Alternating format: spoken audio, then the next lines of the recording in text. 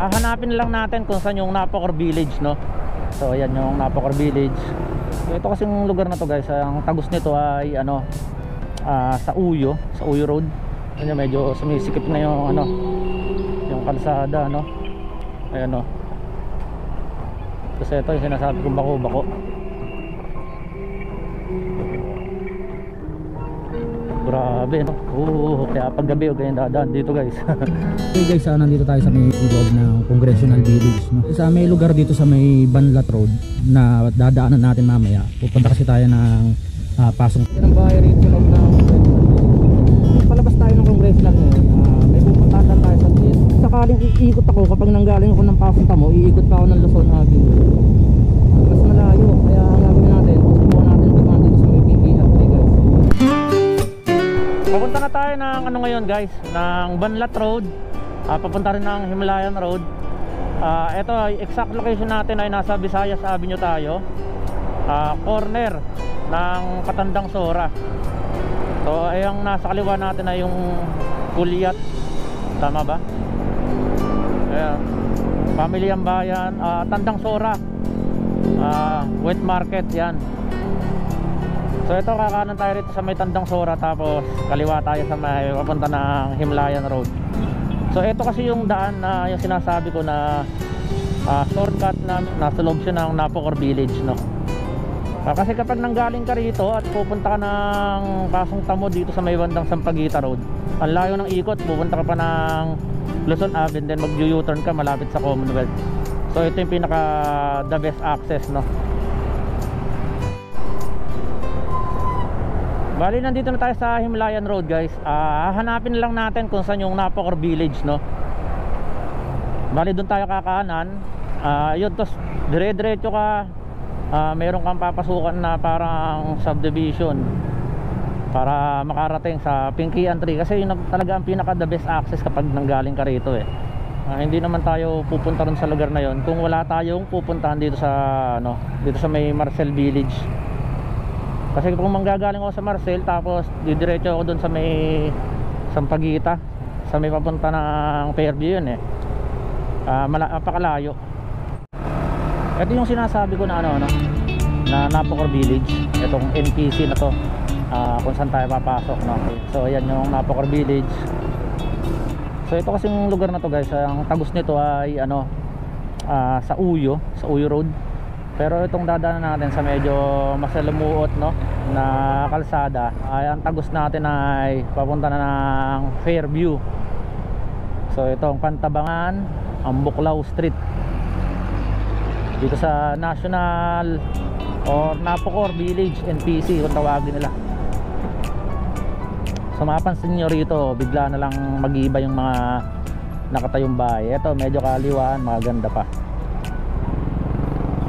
Tapos mamaya pag narating natin tong medyo main road nito, sundan lang natin yung ano, yung mga sasakyan na tulad nito, yung mga to close van. So ito na guys, medyo may iba na yung ambience nya rito. Medyo iba na yung mga nakatayong bahay. Hindi na siya ganoon ka ano, aganda, pero okay din naman dito, kaya lang rough road. Ito dire-diretso yun lang to. Unang down ko rito, di ko matandaan, siguro mga nasa 6 na buwan na yung lumilipas, no? Hindi na siya katulad noong kanina yung kalsada.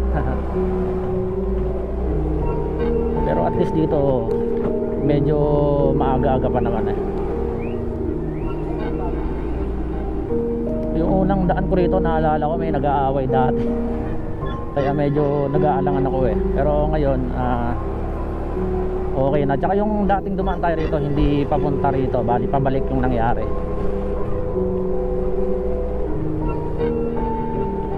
Kalito pa nga yun. Pero dire-diretso lang yan. Ito mapapansin nyo, medyo sumisikip na yung ano, yung kalsada, no? Ayan, no? Maliit na siya. Kapag may mga 4 wheels na ano rito sa lubungan, mahirap mga gano, tansyahan. Kaya goods for tricycle lang to, tsaka mga motor. Yan, grabe ang liit ng kalsada. Kasi ito yung sinasabi kong bako-bako.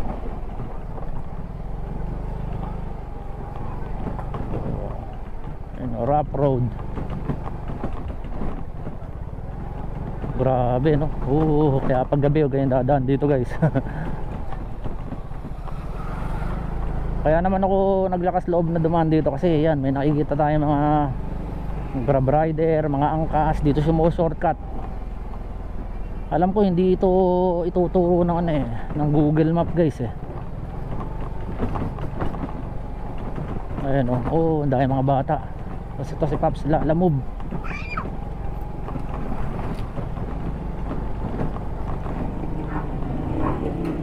Grabe ayan rough road.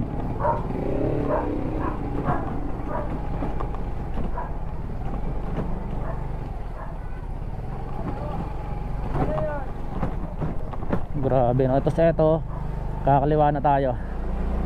Malapit na tayo lumabas sa may papunta ng Sauyo. Ayan, dire-diretso lang na yan. Ito yung tinatawag na Pinkian guys, yung lugar na to. So napaka malaking oras din yung masisave mo, tsaka yung distansya ng kilometrahe na matitipid mo kapag dito ka dumaan, pag galing ka ron sa Banlat Road, sa Himlayan Road. So kaya lang syempre lakasan lang ng loob, tsaka mag-iingat ka. Tapos expect mo na hindi ka makakapag-drive ng mabilis.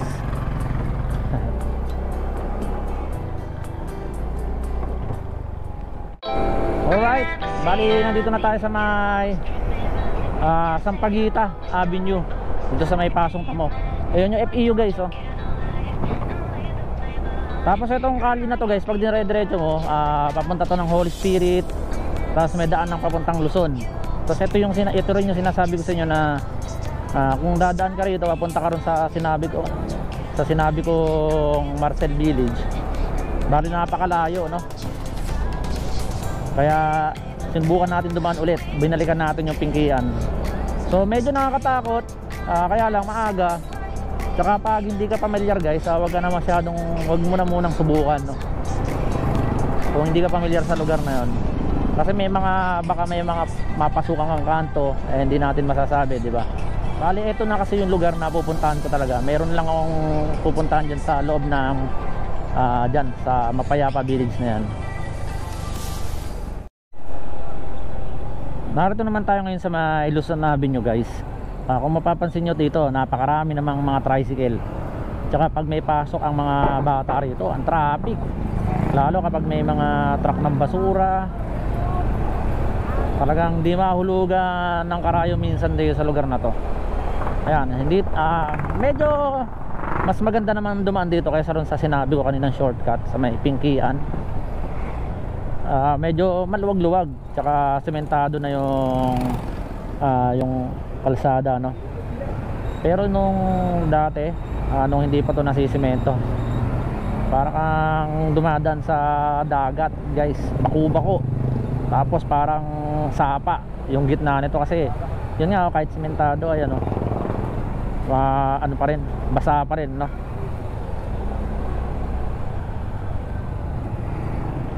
Medyo mahaba rin tong Luzon Avenue Pag diniretso mo kasi to punta ng Commonwealth yan. Nakasanga siya sa Congressional. Tapos ito nga Sampaguita, yung dulo, yung kabilang dulo. Ito yung motor natin guys, hindi na natin masyado nalilinis update ko lang rin kayo kalbo na naman yung gulong natin sa likod. Bali naaalala ko last July ko pinalitan yan yung B-rubber na yan. Medyo okay rin naman di naman siya madulas kahit na manipis na. Baka mga next week palitan na natin to. May nakareserba na rin naman tayo sa bahay. B-rubber pa rin naman yon. So by the way guys, nandito na tayo sa loob ng Ayala Heights, dito sa may Old Balara.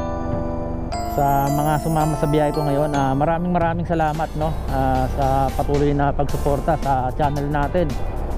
At saka sa mga hindi pa nagsasubscribe dyan, sa mga nakakapanood sa video natin, pasubscribe naman po. Talagang ma-appreciate ko yung mga subscribers natin na talagang kung wala kayo ay wala yung channel ni Scorya Motovlog. So hanggang sa muli guys, tatapusin ko na muna yung video ko rito. At saka yun nga, please subscribe, share, tsaka like naman. At yun ay napakalaking bagay na sa akin. Maraming salamat po, Scorya Motovlog, ng inyong pong lingkod.